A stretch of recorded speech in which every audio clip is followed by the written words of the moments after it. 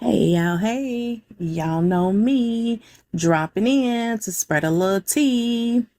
And you know how we do it. So let's get right into it. Y'all, this story time, y'all may want to get y'all some popcorn. It's long because I wanted y'all to hear from beginning to end.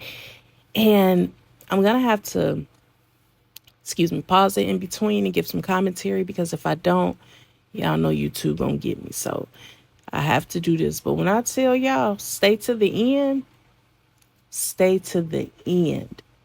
This gets crazy. Ended up married to a DL man, part 1. Now, before I get into the story, I just want to say the purpose of the story is in no way, shape, or form to paint myself as a victim, because there are going to be many moments in the story where I was a goofy, and it's going to be obvious that I was a goofy and delusional. So before I get into the story, I'm going to give you a little history so you can keep up with the story currently, because there are going to be little intricate details that require me to tell the past history so you can understand the present. First off, like many people in the world, I come from a broken home. I always say I had two parents that had addictions. My mom, after giving birth to me, had serious postpartum depression, and it was the 80s. So no one really knew what that was. She also had an abusive partner, my father, and it was the crack era, the 80s. So that spawned into a crack addiction, which turned into bipolar depression and schizophrenia. And because of that, because of all of those things, she abandoned me when I was between 1 and 2. My dad had a poom poom addiction. He put poom poom above all else up until the day he died, which was in 2021. Before me, before anything, poom poom was always his number one priority. Now, my dad had a few dollars. He owned a limousine company when I was coming up, so poverty was never really the issue. But he was a newly unexpected single father. So with this small child, 1 year old, 2 years old, and was searching for a mother for me. He found a woman, his wife, who pretended that she was into him for his money and pretended she was into his child until she got pregnant, and then she started mistreating me. Now, my father put poom poom above all else, right? Above all else. So he stayed with the woman despite this and tried to maneuver despite knowing how I was being treated. Most of everyone that witnessed the abusive behaviors were mortified, including her family, certain members of her family. There was one particular member of her family that was mortified. Obviously, I had been in her family since I was 3 years old. So they had seen me as a small child, and she saw the behavior, was mortified, and took me under her wing. We're going to call her Natalie. Natalie, around the time that I was 13 years old, discovered what was going on and started taking me away for holidays and different events just for me to get some reprieve from the abusive environment that I was in. And Natalie had a son. Now, at this time, I was about 13. Natalie's son was maybe 10, 11. So wasn't paying this little boy no mind. But from the time I started coming around regularly, this boy always had a crush on me. I absolutely never took him seriously and never thought that I would, but life comes at you fast. And fast forward to today, I'm married to Natalie's son. And I uncover in our marriage that he is full-blown DL and cheating on me with men. Come back for part 2. How I ended up married to a DL man, part 2. So in my previous video, I talked about the abuse that I experienced from my father's wife. It wasn't really physical abuse as much as it was mental. So for instance, from the age I was 7 years old, so my dad and his wife ended up having 3 other children, and we all lived in the house together. And from the age of 7, I was responsible for cleaning up the dishes in the kitchen after everyone in the house. They bought a house where there was one room downstairs and all the other bedrooms was upstairs in the house. My room was the room downstairs, so I was segregated from everyone. I wasn't allowed in the kitchen unless it was to clean it. So every day my father wouldn't get home from work till late, and I wasn't allowed to eat until he got home from work. And if he got home from work extremely late, I just didn't eat. And these type of things started when I was about 7. They would leave the house, go on outings. From the age I was 7, leave me in the house by myself. We lived in a house in the woods in Pennsylvania. So yeah, these were the things that I was experiencing from 7 up until about 13. And this is important because of this, I guess I didn't really understand when people were treating me poorly, because I kind of got used to those type of things. So anyways, Natalie comes to visit one day. She sees this and she's freaked out. She is my dad's wife's cousin. We're going to call her Jill. She's my dad's wife cousin, and she's freaked out. She's telling her about herself, telling my dad about himself, like, how could y'all do this, whatever. From the time that I'm 13 years old, she starts picking me up from the house and taking me on outings. And my dad was happy about it because he was just glad to have me out of the house because his only concern was keeping his wife at the time happy. So about 3 or 4 times she would pick me up, take me to her house, where it was a lot more comfortable because I had a lot more freedom in terms of like being a normal person, walking around a house, like being around people, interacting with people. She would take me on outings with her to like the mall, to like hang out with other kids in her family, different things. And it was really good. It was really nice, really great. And I lived in the Poconos and she lived in Long Island. So she would drive like an hour and change to come get me and do this just because she felt so bad because of how I was being treated. She had a son, and from the age of when I was 13 and he was about 11, he had a crush on me. But I never took him seriously because when you're a kid, 13 and 11 is like, I'm like years ahead of you. Like, I'm like so advanced. Like, I'm already like a teenager. Also, did I say she picked me up 3 or 4 times? I meant like 3 or 4 times a year from the ages of like 13 to 15. I ended up moving in with my best friend's family when I was 13. And I stayed there for 2 years and she was picking me up from there. So like I ended up developing being really close with her. And yeah, she had a son. He had a crush on me. I looked at him like a little boy, never paid him no mind. I looked at him like a joke.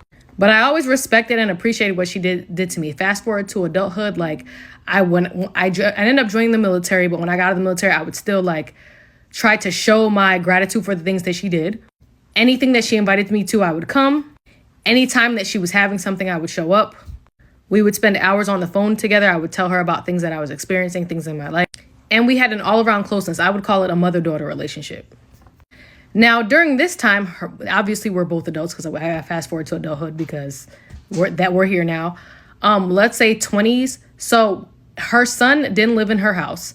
But whenever I did, or didn't live with her, but whenever I did see him, we would fight like cats and dogs. I'm talking about it would be war. Me and this boy, once we got to adulthood, could never get along. Like I'm talking bad. It would like nearly come to blows almost every time. Like I couldn't stand him because I just felt like he had a miserable personality. Like he was always like so insecure about everything. Anything would set this guy off, even them. I later found out that he had a serious cocaine addiction. So that was that. But again, mine and her relationship didn't change. We were close for years and years and years and years. Extremely close. I was closer to her, I would say. This is a fact. I was closer to her than her own children. Biologically. Now, during this time, I'm building my career. I'm building my life. I ended up in real estate, buying houses, buying properties. I'm dating. But for whatever reason, I'm not meeting the type of man that I would like to, okay? Come back for part 3, y'all. I promise y'all I'm going to get to it. This is a story. We about to get into the juicy part, but come back for part 3. How I ended up married to a DL man, part 3. So I gave the background of the story, so now we can start getting into the meat and potatoes of this shit, okay? So I was dating and I wasn't necessarily coming across the type of relationship that I wanted. So now at this point, I'm 36. I had my eggs frozen twice just in case. I had never attempted to get pregnant, although I know I could because I was just waiting to do things the quote unquote right way, to be married the way they say you should do it, married and have kids.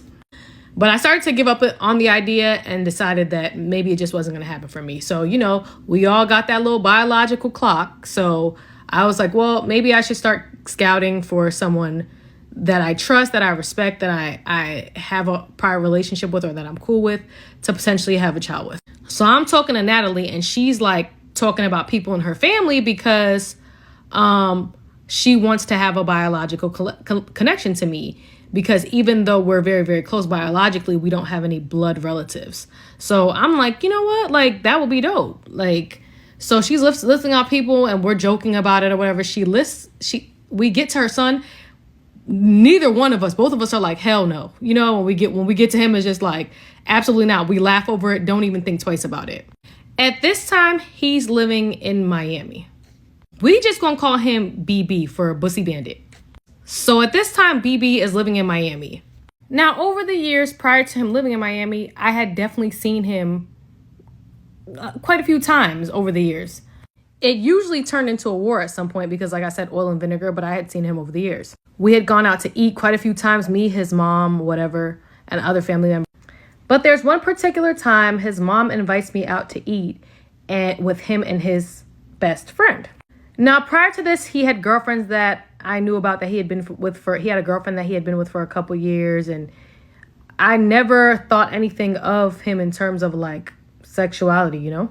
But there was a best friend who he was always with, who he wanted his mom to meet. And she invited me to come along. But she's like talking to me, telling me how invested this guy is to meet her. And like how BB is telling him that he'll be so like disappointed if he doesn't get a chance to meet her. And I think this is weird. But I'm like, you know, people have different friendships, whatever. Maybe he just really wants to meet his best friend's mom. Also, the guy has BB on payroll for his company, but BB doesn't work. So I thought that was strange. And they were like traveling together and doing different things. But again, there's going to be many times in this conversation where I'm a goofy. So just keep up. We're going to call the best friend Chuck. So Chuck and BB show up to dinner with us. And Chuck is clearly rainbow. He's clearly part of the LGBTQ community. He also seems very intent on making a good impression on BB's mom, Natalie. So while this is happening, me and Natalie are at the table texting. And I kind of tell her, I think this dude might be, you know, rainbow. And she's like, I know, OMG. We're texting at the table with him. Like, she's like, you know, OMG, my son is rainbow. But again, we're just talking. There's no confirmation, like, but it's just very, very strange behavior at this time. We get in the car. We're talking about it. We're like kind of like in shock, trying to process what we just experienced. They invite us out again the next day. The next day we go out. Now, on this particular day, things seem a lot less, you know, tambourine. So I'm like, I kind of like, it's still in the back of my head, but I'm like, who knows? Like, maybe. Y'all, it's so many details to the story. Like and comment if you want a part 4. So after the dinner with Chuck and BB, we like everyone in his family is kind of like, in his immediate family is kind of like suspicious because now there are certain red flags like, how are you, like, why are you on this guy's payroll? Like, what's going on? Why is this guy, why, like, certain things just aren't added up. There's suspicions, but like, again, nothing can be proven. But now everything being said and done is being analyzed because the behavior, like what's going on. Like one time we were having a conversation and he told us with the girlfriend he was with for 2 years, he never had an explosion. But he said he always had an explosion with this big girl he used to smash. So then we were like, maybe he just has a big girl thing. He told one of his family members like that Chuck was like, would die without him one time. And the family member was like, what? Like, another time he was on vacation with Chuck somewhere, like they went out of the country somewhere and he FaceTimed, but someone said they only saw one bed in the hotel room they were in. Again, now all of this is suspicious behavior, but this is not definitive anything. This is just like, we don't know if we're being like, you know, bigoted a-holes at this point. Also, keep in mind the cocaine addiction. So we don't know if maybe because the guy kind of seems like a sad soul. So we kind of felt like he was just using the guy, which is fucked up, using the guy for his resources because the guy seemed to be well off. I'm telling Natalie, like, maybe he's like rainbow for pay. Y'all know the term. So her and him end up getting to an argument about something else. And she like cusses his ass out and says, that's why you rainbow for pay, and blocks him. And they ended up not talking for a while. So he moves to Miami, cleans himself up, cleans up his addiction, and ends up trying to start getting his life back on track. He starts trying to get into the fire department for a job, and he's moving forward with the process. But he has an open court case in Virginia that he has to deal with. So his family is helping him to go to Virginia to deal with this court case. So his mom invites me to this event. Her niece is graduating from college, and she invites me to the graduation party. And unbeknownst to me, he's going to be there. He's there. So our interaction is very, very different than it normally is. Like, we actually kind of cool, which is unusual for us. But I find out later that it's because he had ended up cleaning up. Like, he was no longer an addict at that point, on cocaine anyway. So we like cool, we kikiing or whatever, like laughing, chopping it up or whatever. At the party, I brought my puppy there. He's like watching my puppy for me the whole time. Just on some cool shit. There's an older man there that tries to talk to me. Historically, since we were kids, anybody that tries to talk, again, this man has had a crush on me since we were children. Any person that has tried to talk to me, he has beef with. So I don't even remember how this beef like escalated, but eventually they ended up having words and BB whoops this man's ass. His finger is damaged. I end up taking him to the hospital or whatever because his finger's like bent or whatever. And so like we're like chopping it up, you know? I go home from the incident, but I call him because I learned something else. I don't even remember because it was so minuscule. I called him to chop it up and say something about the fight and the altercation he had with the dude, right? And somewhere in the conversation, he just jumps out and goes, well, you know, I really want to have a family. Like, I'm really interested in having a family, like, or whatever. So I call Natalie and I'm like, yo, like, he's talking about like having a family and stuff. Like, what's this about?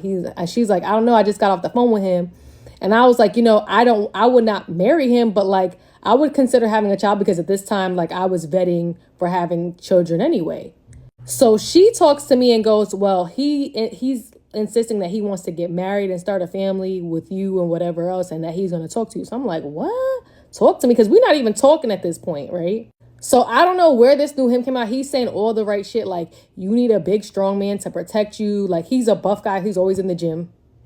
You need a big, strong man to protect you. Like, you need someone to take care of you, like, blah, blah, blah. And like, I'm blushing because it's like kind of cute or whatever. Like, we flirting on the phone or whatever. Before the situation moves forward, I call her and I'm like, would it bother you if me and your son started talking? Because I respect her too much. If she told me no, I respected her too much. She told me no, I would have not talked to him. And she was like, absolutely, y'all could talk. Like, I would love that, blah, blah. So me and him start talking. The story ends with me pregnant and in jail. Like and comment for part 5. I got to give y'all all the details so y'all understand how we get there. How I ended up married to a DL man, part 5. One part that I forgot to mention, because all the details matter. Another thing, like, so before I saw him at the party, before we started talking, his mom had showed me a picture of him, and the picture looked like this.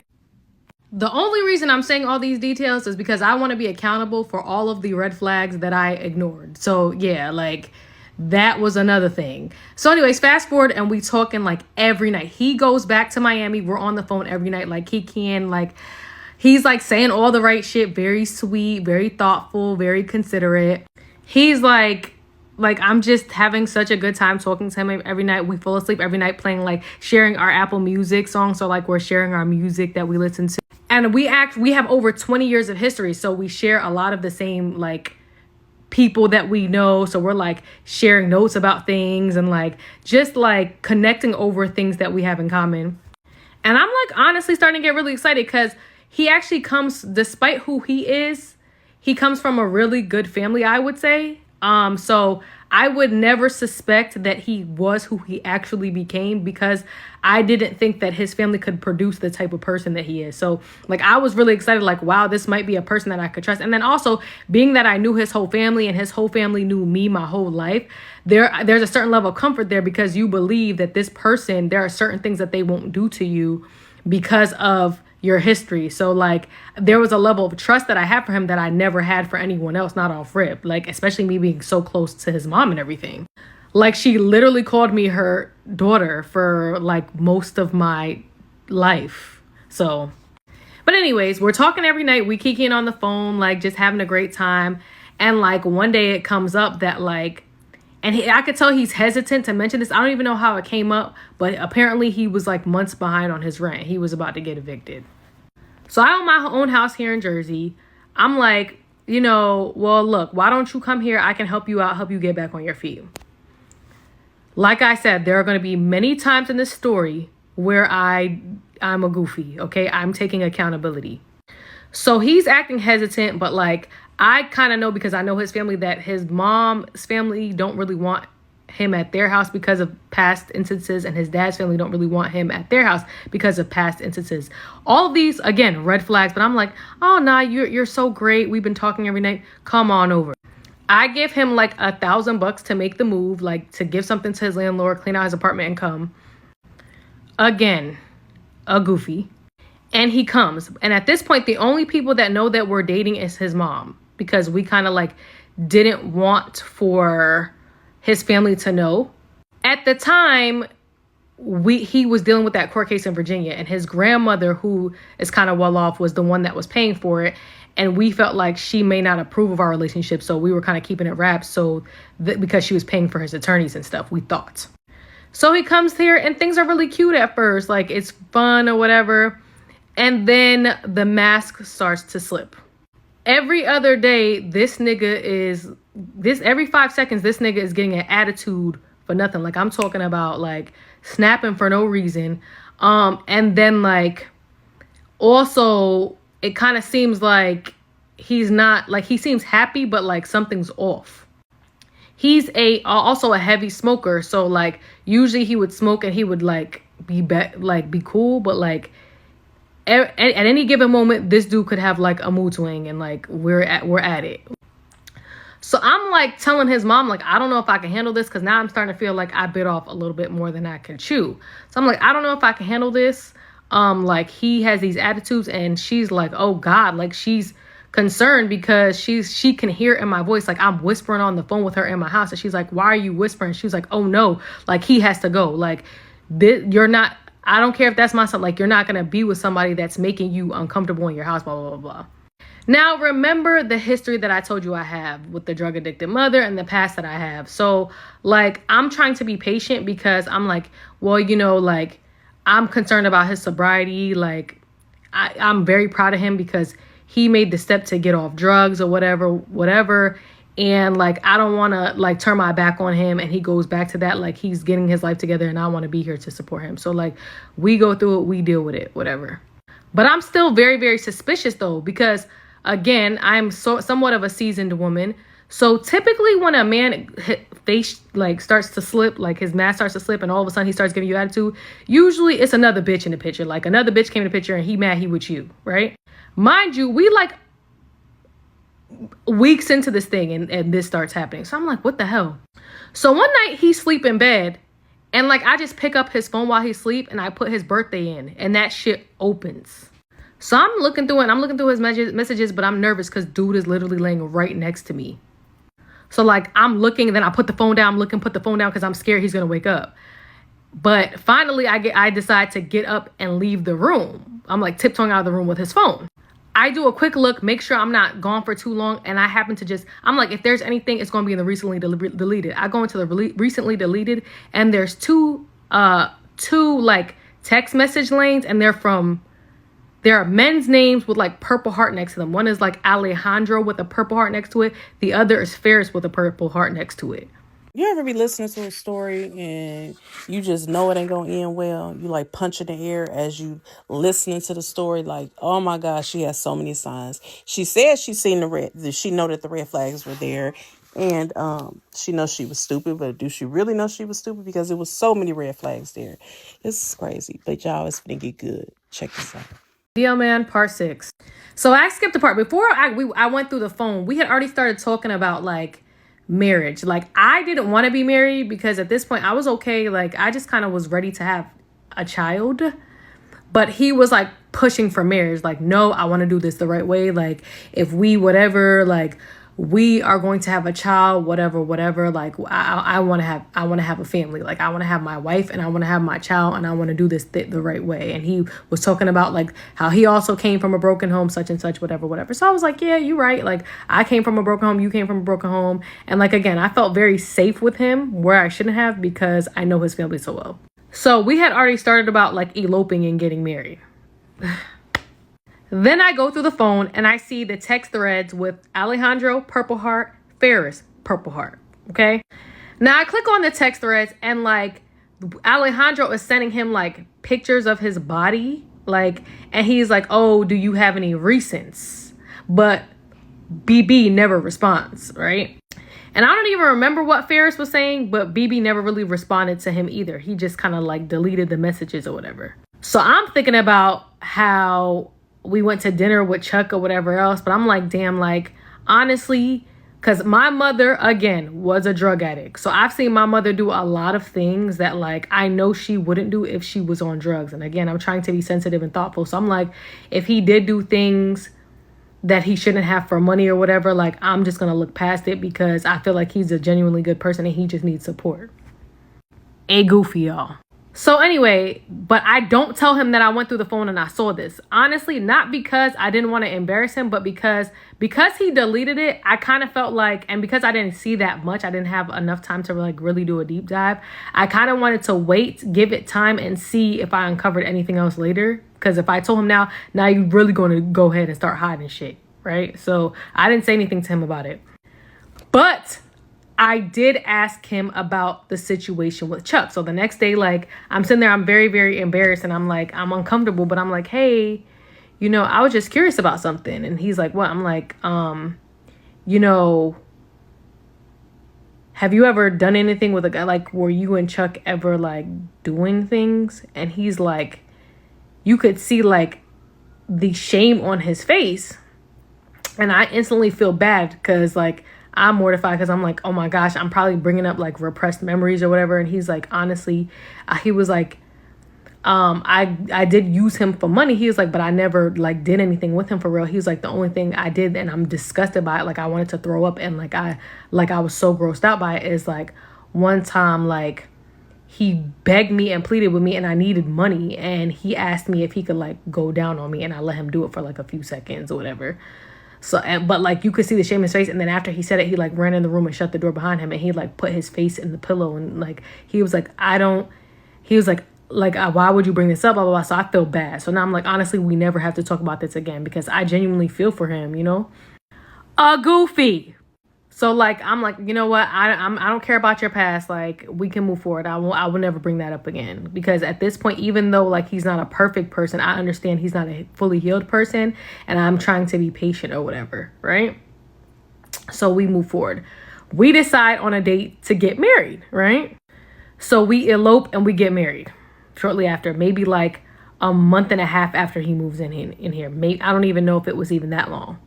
Then I start finding empty liquor bottles all over the house. Like, so I discover he's replaced the drug addiction with alcohol. So now I'm like spooked. And I'm like wondering, is this where the mood swings is coming from? Like, I don't know what to think, but now we're married, right? So finally, like maybe like a month and a half later, I don't know, something just told me to look in the phone again. Okay. So I look in the phone, and like now I do more of a deep dive. I don't have time. Again, he's asleep this time, but like now I've learned his sleeping pattern. So I know he's a little bit of a hard sleeper and I have more time. So I take the phone out and I go in the living room and I'm really looking through. But like, again, I don't want to be going with the phone for too long. I'm seeing text threads of like him professing his like to some person named somebody named James, like professing his undying love in paragraphs and paragraphs and paragraphs to this person. I'm seeing him conversing with the other guy, Ferris. And like, I'm seeing him like, I see a video of him at my house on FaceTime with the gentleman Ferris, while Ferris is naked, showing his pussy. And he's looking at him intensely in the camera, and he's screen recording it. And I am shook, honey, like completely shook. I'm in shock. I can't believe what I saw. And I instantly wake him up. Like at this point, like I'm like, get up. I went through your phone. Get up. Like I've seen what's in there. Get up. And I'm asking him like,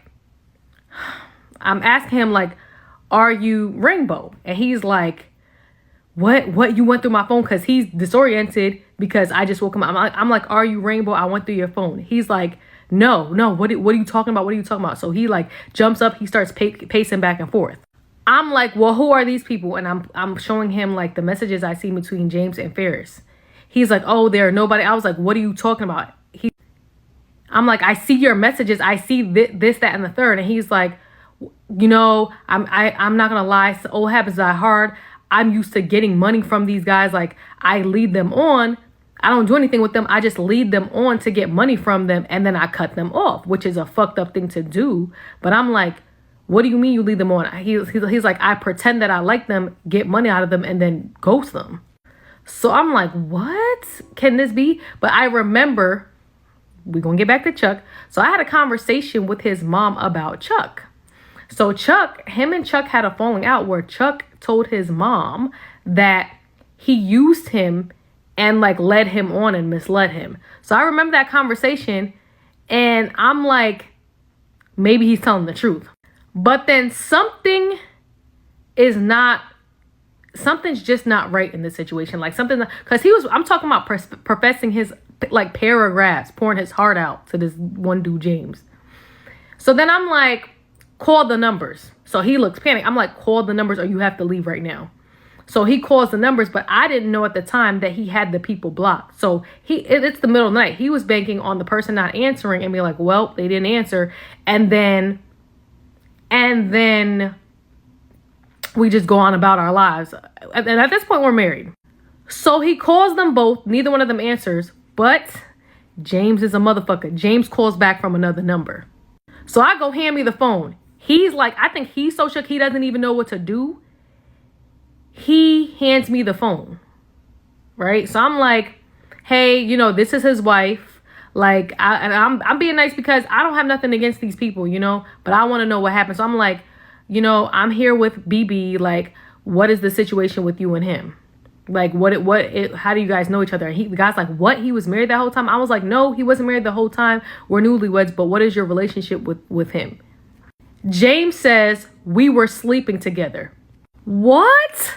BB interjects like, we never slept together. I only slept at your house a couple times because I fell asleep on the couch. At this point, I know this Negro's playing in my face. So I'm like, shut up. Okay. James is apologetic. Like, I'm so sorry you're going through this. Like, because James had just texted him like a couple days before. That's how I saw that the text thread with James. Like, that's how I even saw it. So he's like apologizing. I'm like, it's not your fault. He's the liar. So now, like I said, I'm in shock, like complete shock. Like I'm trying to figure out how I ended up here. I need a break. Like and comment for part 7. Okay, y'all, I had to take a break. So how I married a DL man, part 7. So I hang up with James and I'm sitting there in shock, right? And I'm just thinking about how much I put myself out there for this motherfucker. Like when he showed up here with a raggedy suitcase full of a bunch of nonsense. Every pair of sneakers, he had like 4 pairs of sneakers. Every pair of sneakers was leaning. He had about, like, the teeth were in terrible shape. It looked like he hadn't had a cleaning since he was born. And I'm not even saying this to play, dude. I'm telling you what it is so you can understand my pain. Because obviously this is somebody that I believe that I love and somebody that I married. So it's not in any way to like try to play him. This is the truth. He didn't have a coat. Winter was coming. So I spent my cash, got him a dentist appointment, pushed him to get a job. The job wasn't that he interviewed for that wanted to hire him, wasn't calling him back. Pushed him to harass them till they gave him a start date. Revamped his shoes. Like, he loves Yeezys. Started helping him to revamp his Yeezys. Did she say revamp his Yeezys?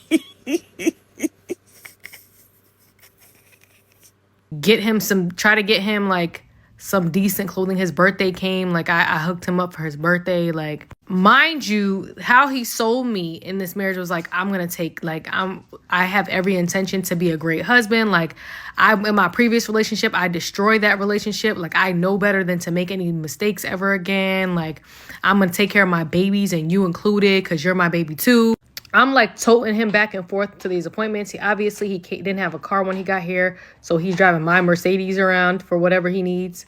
And I realized despite me knowing his family for so long or whatever, I have no idea who this person is.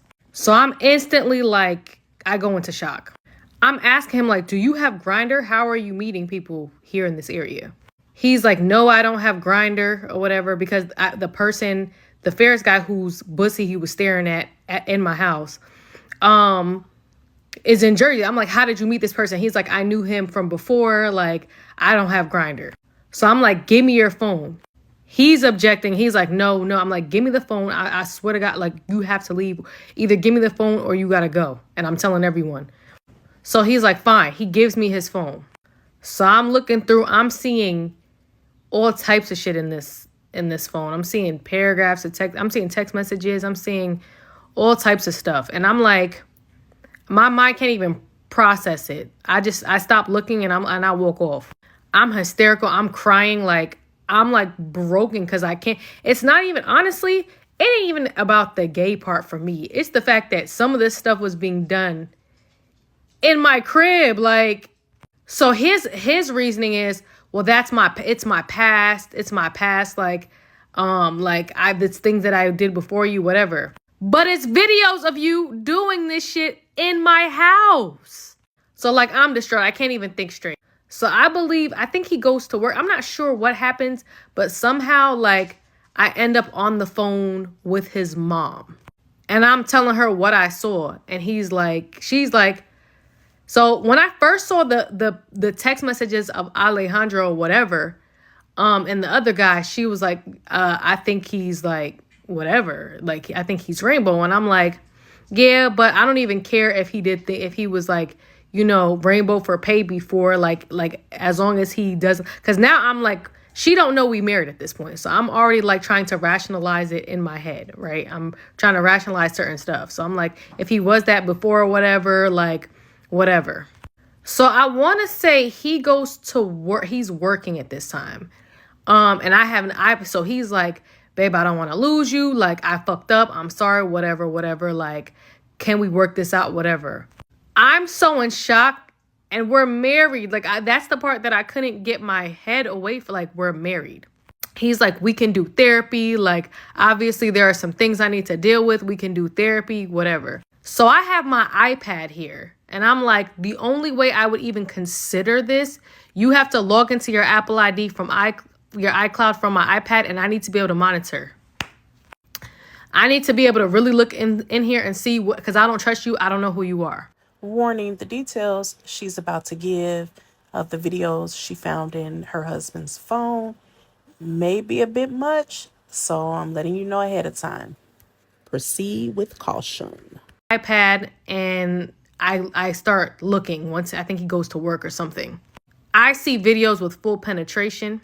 I see videos of him looking at the same dude Ferris's pussy, a different video while he's you know, I see videos of him on top of a guy doing whatever to him, and he's like, do you want me to stop? And the guy's like, yes, sir. Or no, I'm sorry, no, sir. In the videos, I see size 15. We're not talking about the dolls. We're not talking about transgenders. Like, he's full-blown interacting with full-blown Chicago Bears linebackers. Like, it's a big white man, a low cut, size 15 feet in the air, playing with himself, a full beard, and he's going to town in this guy's little shooter. Then he turns this big burly linebacker man over, and he's doing what he's doing from behind, and then gets down and eats the groceries and puts his face in the camera.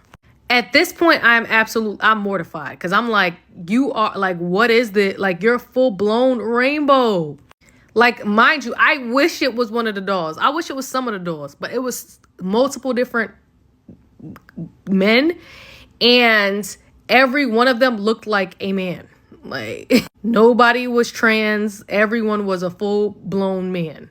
Not to mention, there was not a con in sight.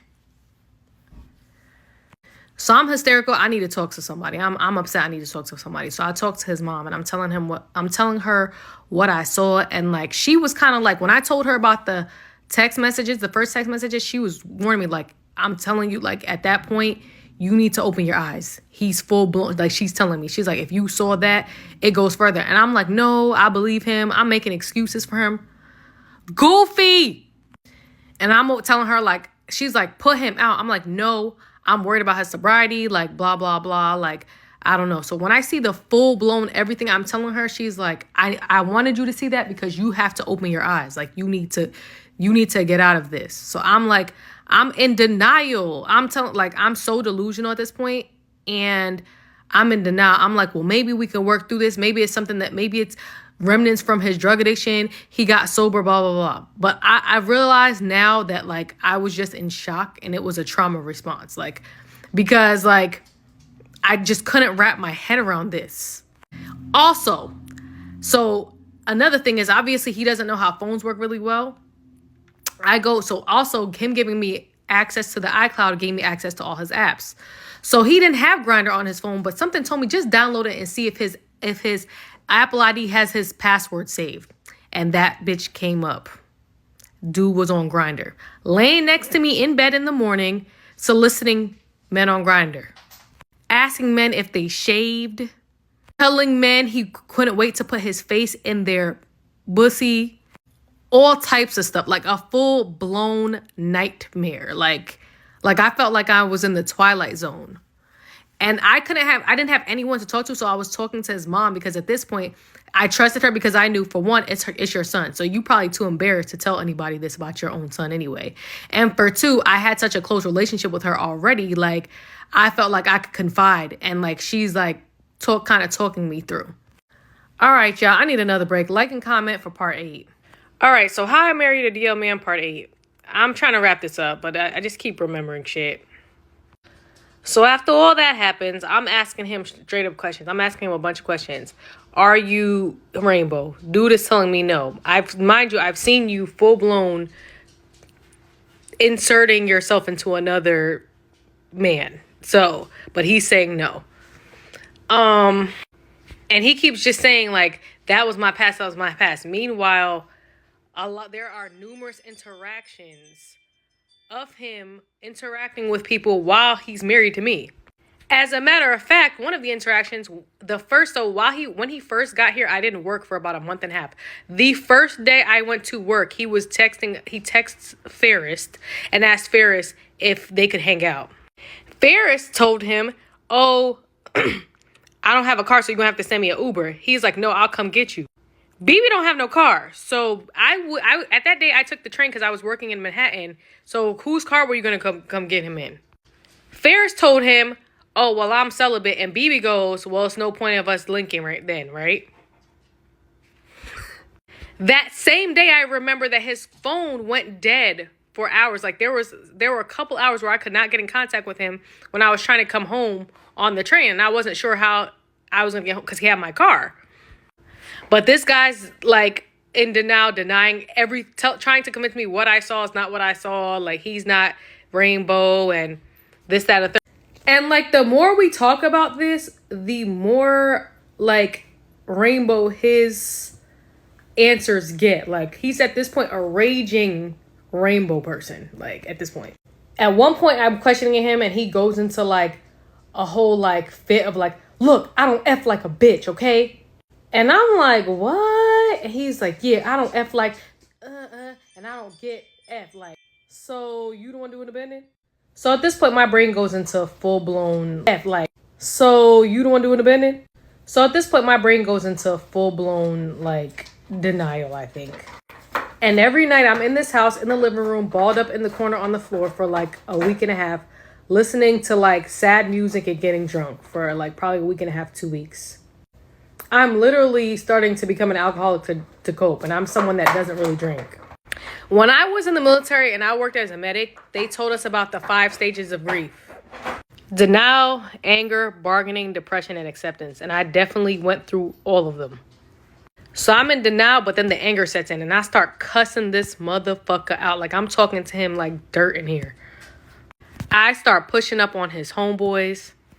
I sent one of his homeboys a nude video of me because I just want to humiliate him at this point because rather than leave, you decided to humiliate yourself because you thinking that you're humiliating him, all along you're bringing yourself down. You're doing things that you normally wouldn't do because of someone else's action. And the easiest and best thing you could have done is just walked away. What to do with myself. Now around this time, one of my homegirls invites me to go to the beach. It happens to be Natalie's birthday week, but I'm going through all of this. Like it's like one of the worst weeks of my life. But I'm glad that my friend invited me to the beach because I needed time away to like just clear my head. And the beach happened to be near Natalie's house. So Natalie's like, well, when you come this way, you can drop off my birthday gift. Now I was surprised by this because I had bought Natalie birthday gifts 2 years in a row. I bought her like AirPods and some other thing the year before. And I bought her I gave her like $300 for her birthday before that. And I had never ever received a birthday gift from Natalie in my life. So I was shocked, especially given that she knew the situation that I was currently in. So I should have told her, well, you've never given me a gift. And I'm also in a very defensive space because I'm going through what I'm going through. She ends up making a statement along the lines of, like speaking like in a third part, like someone else said that they would expect me to give her a gift because of how she's been there for me in my life or something like that. Which to me was a shocking statement to make because what? And for two, because she's never given me a gift in my life. And the biggest thing is that I'm going through hell right now. So this is kind of like a selfish request when I'm going through hell right now. So I ended up texting her. I'm like, look, whatever you feel like I owe you for, just send me an itemized bill and I'll pay it. And I'm like, well, you've never given me a gift in my life. I'm like, you buy your biological kids gift. You've never bought me one. So how can you expect a gift from me when you've never given me that?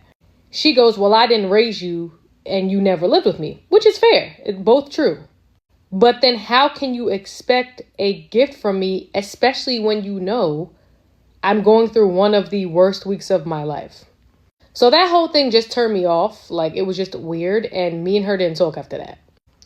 So I'm in the house going through it with her son. Now, mind you, on top of that, this dude has other issues. Like, he still is having his little mood swings. And then his hygiene is in hell. And I'm like experiencing some shit I had never experienced before.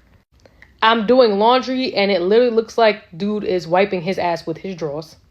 I'm not talking about like skid marks. I'm talking about like, it looks like you used your underwear as a tissue. Piss and poop on the toilet.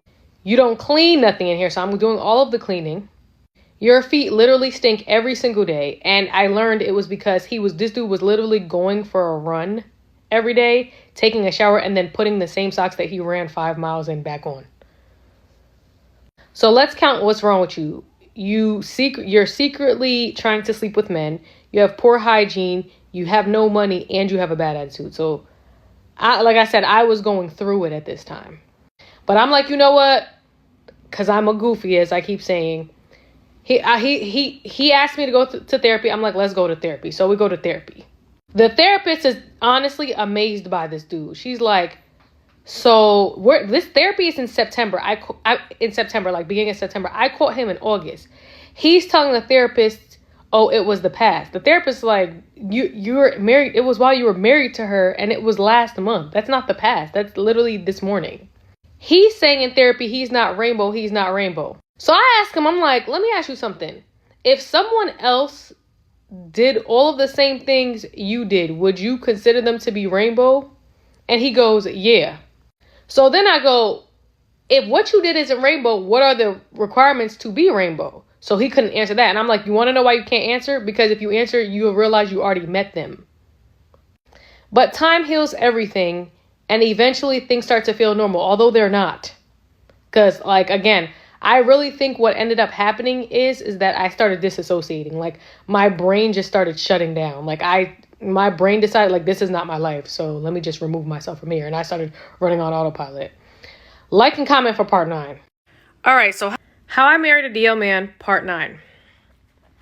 So at this point, like, every time I think of a question to ask him, I ask him. So I'm like asking him questions every 5 seconds. Like, I'm asking him, like, how many men you been with? Dude is telling me he doesn't even know how many men he been with. I'm asking him because at this point, he's the one recording all of these interactions. So obviously you're really enjoying it because you want to remember it. That's why there are numerous recordings. And one of the recordings, as a matter of fact, naked walking around and a hand reaches in, grabs his meat, and he's getting ready to turn the camera, and the person says they don't want to be on camera. And he goes, I'm not going to put you on camera, but it's clearly a man. Another thing is, I ain't find one woman in that phone. Not when I scoured, I was hoping to find a woman in that moment. So I'm like, again, like I disassociated. I'm disoriented because I know what it is, but I'm still in denial, right? So at this point, I'm like, fuck it. Like, all I wanted was my baby anyway. Like, I'm married. Like, I'm not going to go through the process going through a divorce. I know this man's family, even though he's not shit. Like, I know his family. I'm going to take my baby and go. So I'm like, look, we're just going to move forward with the baby plan.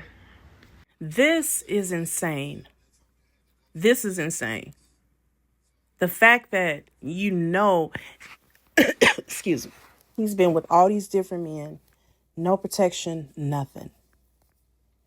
And you still, in your mind, says, okay, we are still going to proceed with having a baby together. I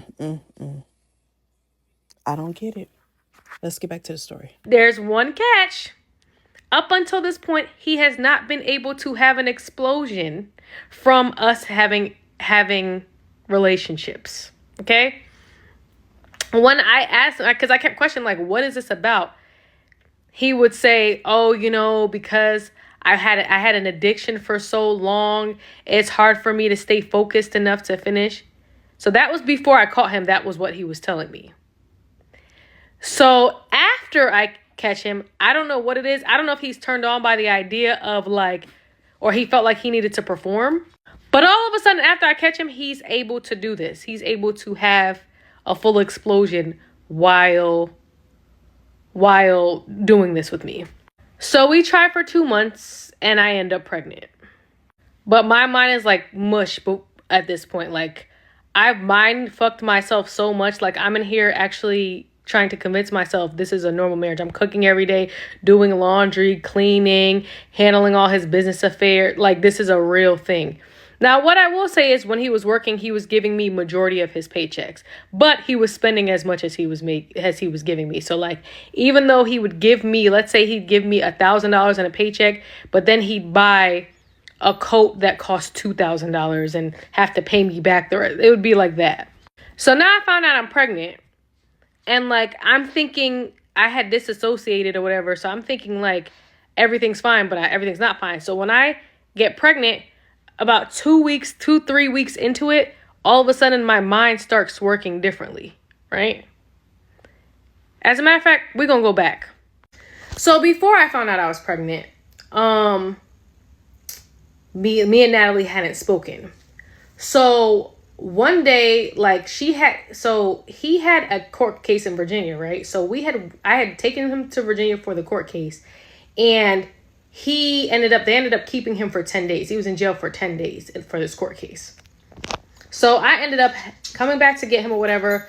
He had to go back to work and just try to jump into life. Now, while he was in jail, I put money on his books, on his commissary. I made sure he had everything that he needed. I put money on individual people's numbers, like my number, his mom's number, so he could call people or whatever, and so on and so forth. But when he got out of jail, I guess things were hectic or whatever, and he didn't call his mom. I don't know what the reason is. I don't know why he wasn't calling her specifically, but he wasn't calling her. So we're laying in bed one morning and he was like, yo, my mom just texted me, and he shows me the text.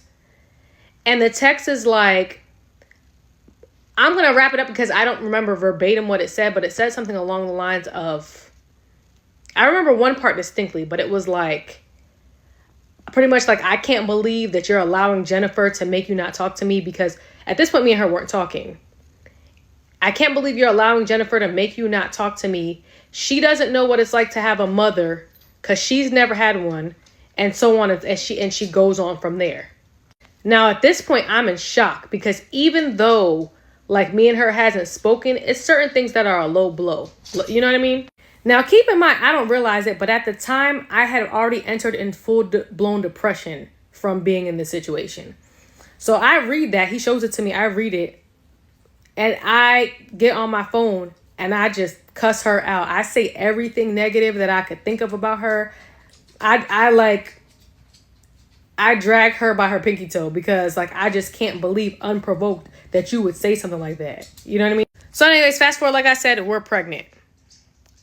Now my brain starts working differently. Now I'm overanalyzing every single thing that's happening in here. I don't know. I guess it's like pregnancy brain, but like I'm panicking. I'm concerned. Every day I'm thinking about like, what am I doing? Like this man is not equipped to be a father. Like, what did I get myself into? And then a couple of things happened that was the final straw.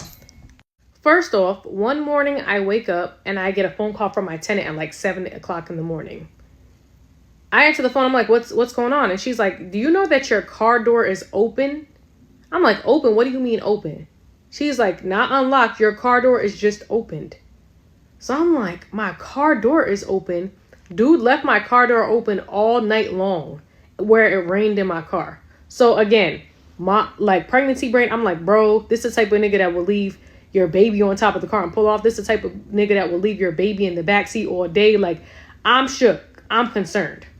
Mind you, he was the main one pushing for family and baby. I want my child. I want my child. He already picked out names and stuff. So he kept pushing for a baby. So now we're pregnant and I'm having really, really bad gas, right? I'm having really, really bad gas one night and I'm Googling and Google's telling me all these different positions that you could do like for gas. One of them is like, you could have someone push your knees to your chest. So I asked him to help me push my knees to my chest. I'm pregnant with his child, mind you. He goes, ugh. Like, all right, with an attitude. And I'm like, what? And then he's like, look, I have to go to sleep soon. Now, mind you, a nigga with a fucked up attitude who can't hardly pay a bill, who you caught being DL, who you are now pregnant by for the kid that he asked you for, is now, who has bad hygiene, is now getting an attitude because you're asking him for help to deal with the pain that you're experiencing from carrying his child. That was the breaking point for me. That night, I asked him if he could sleep on the couch. I never slept in the bed with him ever again, and I asked him to leave. I reached out to his mom, asked his mom if he could come home. She said yes, and he agreed to leave. But for whatever reason, this dude kept stalling leaving. Like he said his mom was coming to get him that night at 8 p.m. For whatever reason, she never came. He claimed that she fell asleep or something, and that's why she couldn't come, but she was going to send him a lift. Then in the morning, he claims, oh, you know, she couldn't send him a lift. She was going to come get him at 5 p.m. So I start losing it because now I feel like you're playing and we have this huge argument. I'm saying fucked up shit to him. He's saying fucked up shit to me. We going back and forth.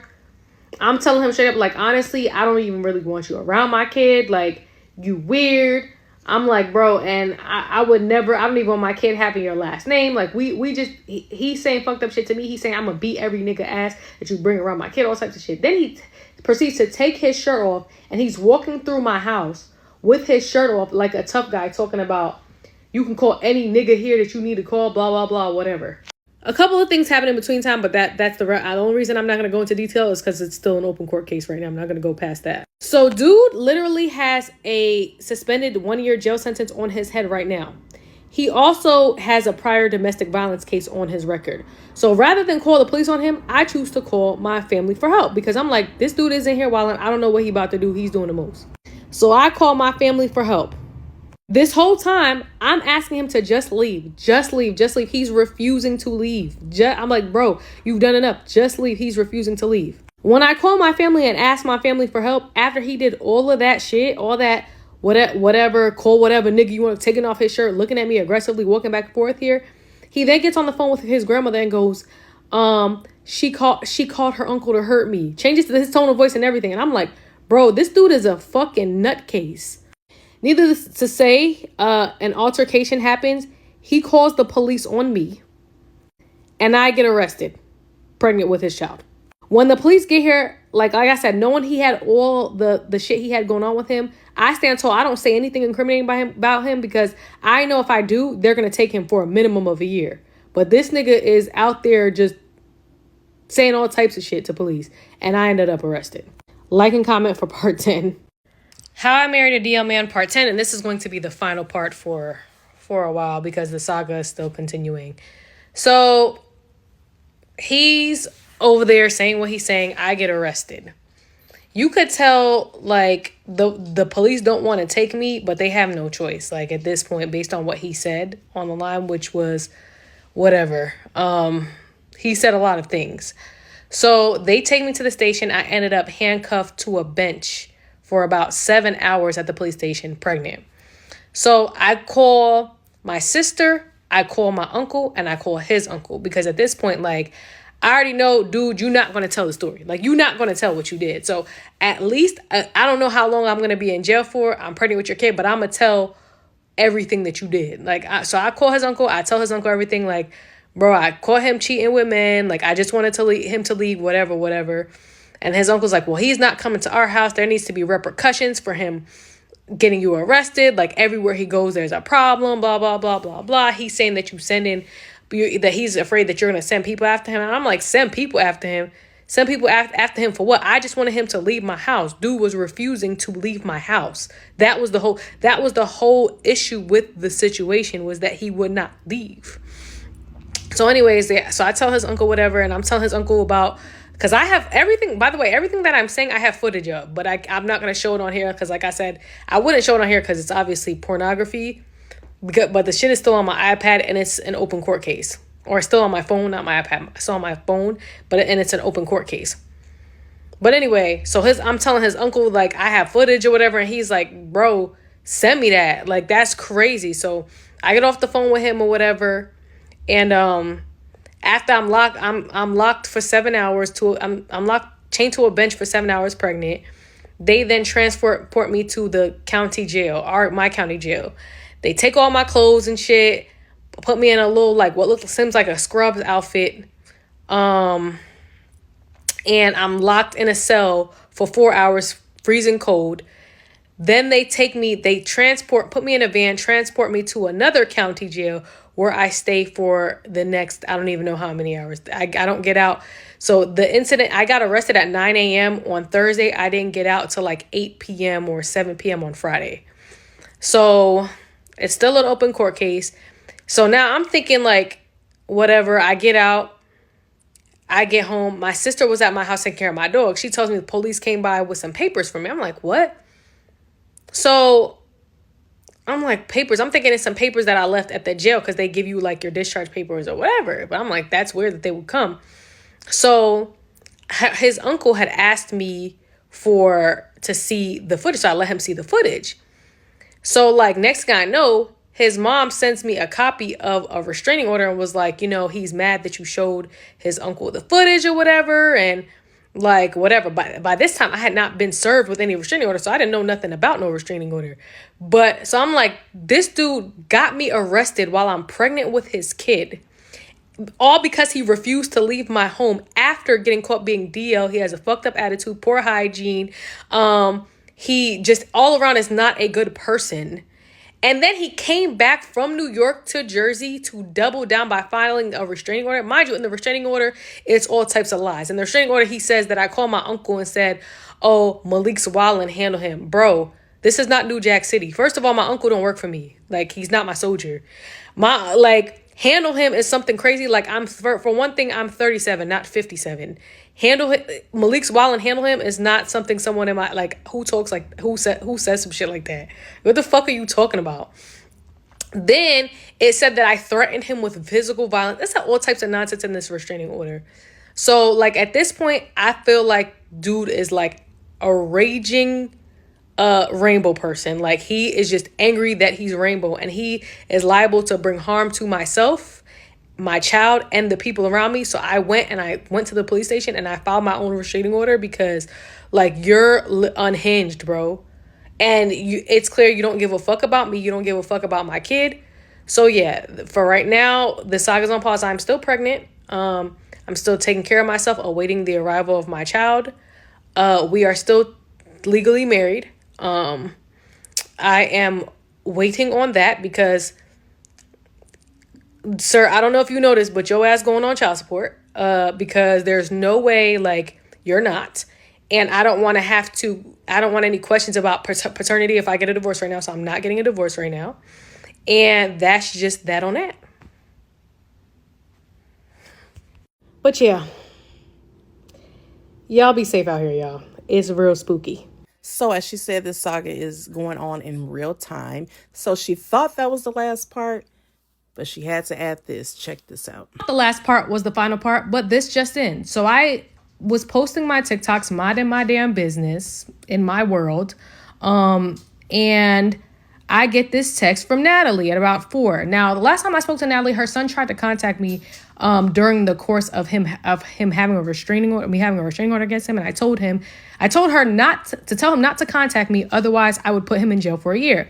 So I'm minding my business, posting my TikToks, and I get this text from her. The first text: "Hey, I see your TikToks, and I may not agree with you airing BB out like that, but this is your truth, and you told not one lie so far up to part 7. I'm sorry that you guys didn't listen to me, but I pray for both of you dearly. May God protect that child from all of this. I can't believe this is going on between two people that I love so deeply. I still pray for peace." I hearted it, but honestly, I wasn't really interested in an interaction, so I didn't even respond to that. So what changed, you may ask? Well, in 8, 9, and 10, what changed is that I exposed what she did. And so now I got a different text. I'll read that one. "I pray you found what you were looking for through social media. It's sad. Unfortunately, this baby will not be able to enjoy this side of the family. This is beyond messy. I will continue to pray for us all." My response was, "Can you stop texting me about this? I don't care about that side of the family. I'm cool with never talking to y'all again. Your son is a monster and you're not great either." Now, I don't know what level, now I was delusional, but I don't know what level of delusion that side of the family is, but don't threaten me with a great time. I don't give a fuck if I never talk to none of y'all ever the fuck again. And my recommendation is going to be, if you don't like being exposed for being fucked up to people, then don't be fucked up to them. Because I didn't tell not one lie through 1 through 7, and I didn't tell not one lie through 8 through 10. Every single thing I said happened. You were just mad once you got thrown into it because you were shady and grimy. That's unfortunate. Be better. So I'm waking up the morning after posting my story, and I see a lot of questions, a lot of comments. I have a lot of DMs, and I just wanted to answer a few unanswered questions. The first is whether or not he was tested or I was tested. I absolutely made him get tested as soon as I saw what he was doing, and as soon as I decided I wanted to just move forward and have the baby. I myself have also been tested multiple times, especially being pregnant, and we both were negative, fortunately. Also, there's another question of, you slept with him after that? Trust me, it was no easy task.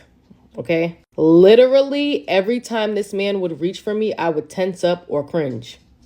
We would only sleep together during ovulation, and it was, like I said, a task. Someone asked about Ferris.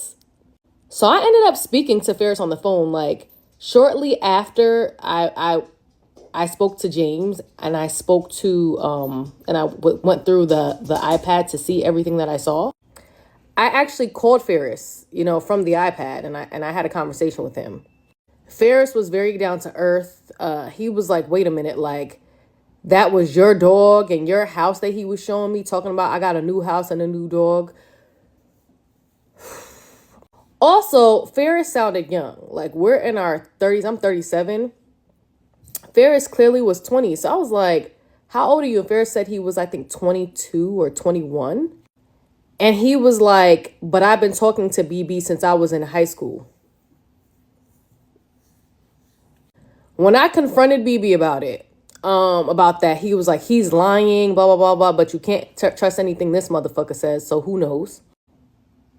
And then BB goes to me like, "You're over here talking to him as if he wouldn't be with me if he had the chance."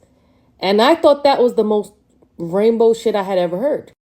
I'm like, are you trying to make me insecure about other men? Ferris also said that he kept asking BB, like, "Are you rainbow? Are you rainbow?" And BB kept telling him, "I'm not rainbow. I'm just attracted to femininity." And Ferris said he was like, "Yeah, but like, I'm a man." Child, I don't know. Someone bought up OnlyFans and I forgot. So one of the apps I discovered when I was going through his phone in front of him after he was up and everything was OnlyFans. And I was like, "You have OnlyFans?" And I tried to go into it. It was the only thing that I asked about. It was the final thing I asked about before he took his phone, and the only thing I asked about, that he snatched his phone and walked off and then came back and was like, "Fine, you can go through my OnlyFans." Lord knows what he deleted by then. Lord knows what was on that OnlyFans. I imagine it was probably a wild situation. All in all, for any of those who are saying like, The signs were there, the red flags were there, this, that, and the third. The disclaimer I gave at the very, very beginning of me telling this story, I'm aware. Like I said, I gave a disclaimer very early on saying that I'm aware that there are a bunch of moments that I was clearly being a goofy, and throughout me telling the story, I pointed out where I was being a goofy. So there's no, you guys aren't holding me accountable for anything, because that was the purpose of me saying that. I'm aware, like I'm out of the dream, I'm out of the haze, and I'm ready to take accountability and accept my part in not being more aware and smarter in this situation. And at this point, I just want to move forward for myself and my child and make better decisions. And yeah, like I'm not a perfect person. I never claimed to be a perfect person. And I tried my best. And that's all I can tell you. Also, I don't think that people understand the timeline. Like, I don't know if people understand that this all happened within a 5-month period. And this just happened. Like, I was just in jail last Thursday. I married him in July, caught him full blown at the end of August, went to therapy with him all of September, once a week, was delusional October and November, and the beginning of December snapped the fuck out of it. So I had about 3 solid months, 2.5 to 3 solid months of being full blown delusional. And I take full accountability for that. This just in, y'all. So I received a very interesting series of DMs today. Do y'all remember James from the story? James was the gentleman initially that called and finally exposed to me that him and BB were sleeping together, and he's the first one to like just come out and say it. So I received an interesting DM, and I'm going to read it to you. Girl, I watched your entire story, and halfway through I realized I know the James BB was talking to, and I remember hearing about BB being crazy to him for a really long time. I'm so sorry you went through this. That man is evil. So at first I couldn't believe it. I just thought it was somebody like on social media trying to be funny. So I sent those eyes and I said, you do? Wait, describe him, because I know exactly what he looks like. The reason I know what he looks like is BB had recorded a domestic dispute that they were having, and it came to the iPad. So like in the dispute, like James was calling the police on him, and then BB was like trying to get into, like BB was being aggressive with him. It was like, so you gonna call the police on me just because I'm a black man, da da da da da da da da da. But James was on one of the videos, so I knew exactly what James looks like. The person says, James, he's white with curly hair. I say, how about his build? The person says, I remember he told us BB's wife called him, and I was shocked he had a wife. He's like skinny, not fat, medium size. I say, yes, that's him. I saw videos in BB's phone where he recorded James calling the police on him for threatening him and whatever else. He's a monster. James was really nice when I spoke to him, and I was grateful because he was the first one to tell me the truth. The person says, yeah, BB was always crazy. The wife part was truly the cherry on top. I am so fucking sorry. My heart goes out to you and your child. James is a good person. He would have never done anything with him if he knew he had a wife. He terrorized you both. A lot of my friends are gay, and the amount of DL men are like this is and the person says heartbreaking. I hope you know you are not alone or crazy. It happens, and I'm really proud of you for posting it and spreading awareness. I said he wasn't married to me yet when he was dealing with James, but he was pursuing me. We rushed into marriage, and I was stupid, but I've known BB since we were kids. I know his whole family, so I trusted him, but he's had a screw loose since we were kids, so I should have known better. The person says, you're human, girl. Give yourself some grace. You had a crazy upbringing too, and that stuff manifests into our childhood. Don't be so hard on yourself. Seriously, I watched the entire thing and I felt no judgment towards you. I hope you can find a good therapist that can help you work through this. I hope you know I'll be praying for you and your baby. I said, thank you so much. The person said, of course.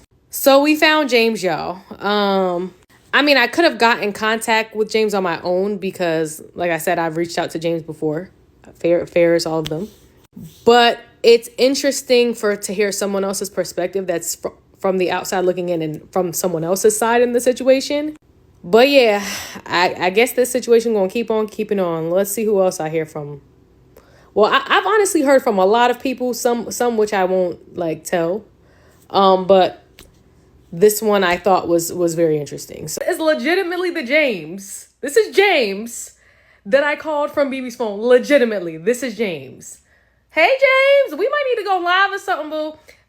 But you lost weight. Not you losing weight since the video that I seen of you in that man's phone. Body's looking a little T.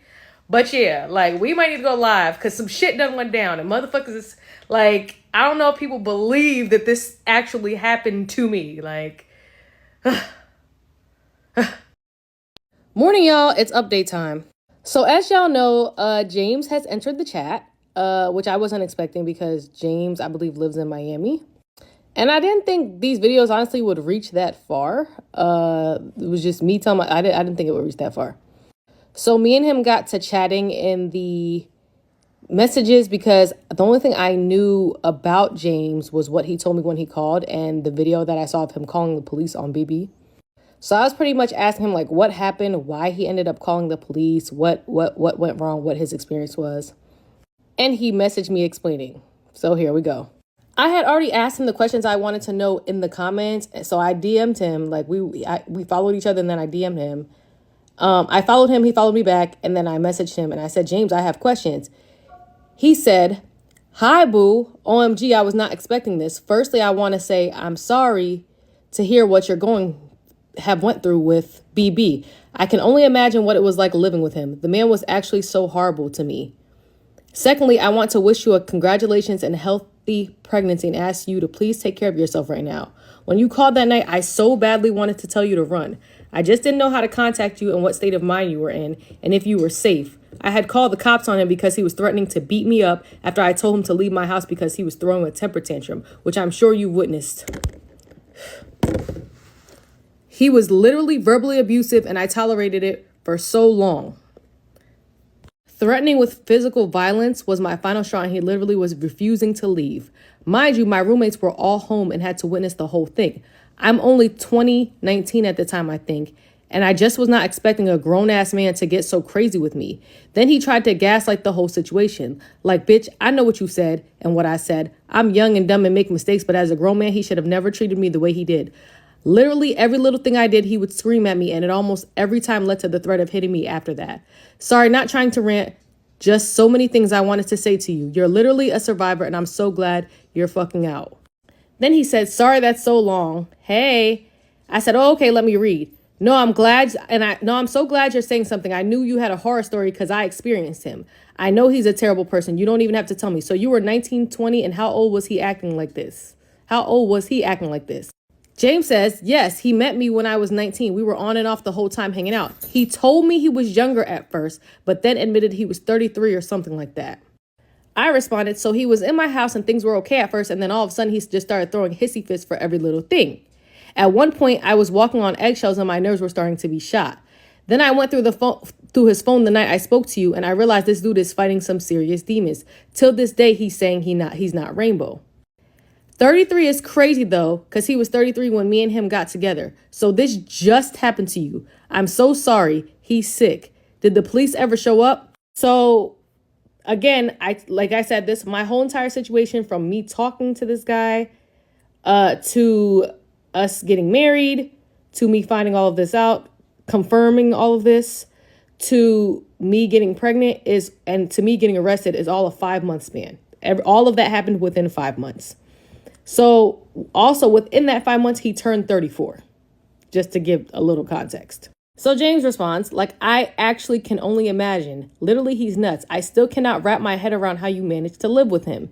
That must have been so difficult. I also had no clue he wasn't out. He always told me he was bi. And yes, this literally just happened months ago. I don't remember when exactly the police thing happened. I know when it happened because I have the date stored. But the police showed up like an hour later. He was gone. And then I just told them what happened. They handed me a DV pamphlet and left. And somehow I ended up feeling bad for calling because of how he manipulates things. But now that I'm out of the situation, obviously I know I made the right move. The man is so unpredictable. And for this man to say he was doing it for money is obviously insane. Never got a dime from me, but was begging to sleep over and hang out like every day. I responded with, I saw the messages and he was like professing his feelings to you. And I was like, what? That's why I'm so glad you called back from a different number. But I'm not going to lie. After that night, I went into shock and depression and it took me months to get out of it because I couldn't believe how stupid I had been. Not the begging to hang out every day, though. So now I understand. He went to Miami so he could finally be out. James responded, I'm so sorry to hear that, but I'm hoping you feel better. You are not stupid. You are totally valid for everything you feel and went through. I understand what it's like. It has nothing to do with desperation or feeling like he was the only one we could get. Like you said, we can put our hand out the window and catch one. He always tried to make me feel like I was less than or not good enough. He does that because he wants us to feel attached. You are absolutely stunning and are clearly very level-headed. I can tell even from that brief phone call we had. I was shocked at how kind and normal you were. Honestly, it made me feel better. I was like, thank God I'm not crazy. But yeah, I used to feel sorry for him, but there's just no excuse for this behavior. And to me, that was one of the most telling things that James said, because I realized, like, when you trauma bond with someone, you feel so sorry for them to the point of your own detriment sometimes. Like, you almost want to, like, you put your cape on when you shouldn't. A goofy. Well, that's what I felt like anyway. But James has been very comforting because talking to him did make me feel better. I responded with, I usually would never entertain a person like him, but me knowing his whole family is what made me put my guard down, and he just immediately started pushing marriage, which now I realize was only because he knew he wouldn't be able to keep up the act for very long. I'm not an irrational person, but he reels you in, and before you know it, you start to lose yourself. But for you, I understand your side because you literally knew nothing. So he probably was on his best behavior, and then before you knew it, you were sleeping with the enemy. James responded, girl, exactly, girl, you get it, and I get you. That's an evil man. He needs to be posted somewhere to stay away. I said, well, I'm glad you got out of it. I'm just going to try my best to maneuver. We're going to court right now for the exact same thing you went through with him. I asked him to leave my house, and he started losing it and then got aggressive with me and then called the police. I'm going to court next week to try to finalize a restraining order against him. I have a temporary one now. James said, okay, good. I'm glad to hear that you're taking action. Such a fucking headache. But hopefully it'll be over soon. I'm wishing you the best. Kick his ass in court, boo, and I'm here if you need anything. And then afterward, I asked him if I could share this. So yeah, y'all, at this point, I'm glad I spoke to James. I'm glad I have his testimony. And I just, at this point, Ferris is in Jersey. Ferris gave me his Instagram and gave me his phone number when we talked. But I was so in a haze at that point in time. I didn't even write anything down or keep anything, and I don't remember it. But Ferris lives in Jersey, and he would also be very helpful. Please, if y'all could like, share, comment, help me find Ferris in Jersey. I have a couple clues. This is Ferris's face, y'all. I hope Ferris is not mad at me for using this. I didn't have anything else, and this was the only image of Ferris's face. I believe this is Ferris. This is the only image of Ferris's face that I could find. Ferris, please don't kill me. I was just trying to find you. And then this is his Avi for when he FaceTimes. I believe this is the background of his home. I took from the video when BB was like to him. So if y'all could help me track down Ferris, because he would be very, very helpful as well, especially with this whole court thing. All right, y'all. Keep y'all updated if anything else happens, y'all. Morning, y'all. It's update time. So on today's episode of What the Fuck Is My Life, there's been a new development.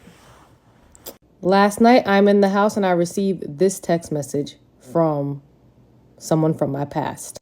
Hey, I know we didn't leave off on good terms, and I was just checking to see how you're doing. I'd just been thinking about having a family lately, and you came to mind. And if you got something going on, I mean no disrespect. I just had to let you know how I felt. Happy New Year's, beautiful. You're a queen. I don't know why I wasn't able to see that early.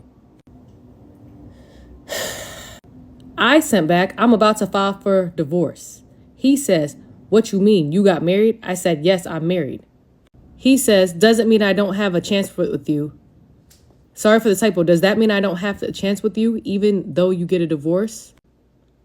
Then he says, sorry, my phone, something about his phone. Does that mean I don't have a chance with you? I wasn't responding back right away because I'm just processing like, what the hell's going on? To give a background on this guy has his own house. He is a nurse practitioner. We dated for a couple years. He drives an Audi, has his own practice. Like, y'all, I don't know why y'all think I'm desperate. I ain't never been desperate. I'm one of them ones. I done dated some. If I tell y'all my dating history, it's just that, like I said, the reason I got caught up with BB is the familial connection. Like, I really believed, like, and I think, like I said, my childhood wanted to heal him. Like, my childhood me wanted to heal him. But yeah, I ain't never had a hard time pulling anybody. Like, I don't know why the desperation thing is even a thing. Like, it had nothing to do with that. Anyways, he says, his loss, you're super dope. I say, I'm going to be honest. You're probably too late. I'm 2 months pregnant and I'm about to file for divorce because I caught my husband cheating with men. Things are complicated and I'm sure you want someone with a clean state. He says, I understand time waits for no one. Regardless of your situation, if you need me, I'm here. You're smart, charismatic. Most importantly, your heart is always in the right place. So I'm sure you'll get through this. What I meant to say was time waits for no one. So I understand. Although I wish I was the father because I know you'll make a great mother.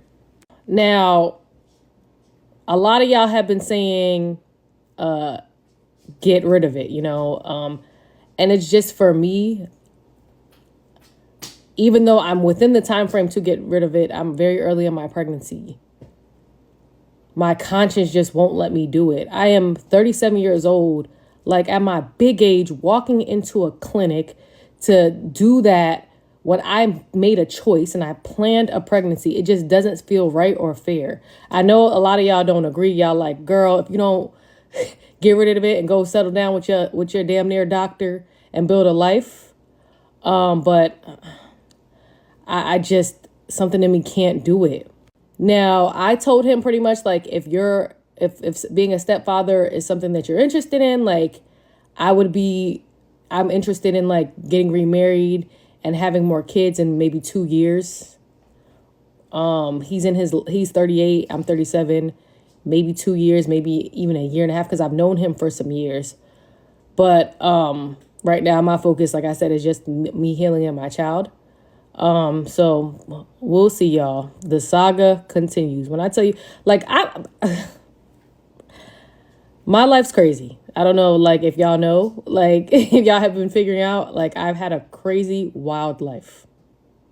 Anyways, y'all enjoy the rest of y'all day. Well, y'all, that is it for now. If you guys would like for me to follow this saga and to continue to update, please comment below. Well, guys, that's all the commentary I have for now. As always, thanks for watching. I will talk to you shortly. Bye.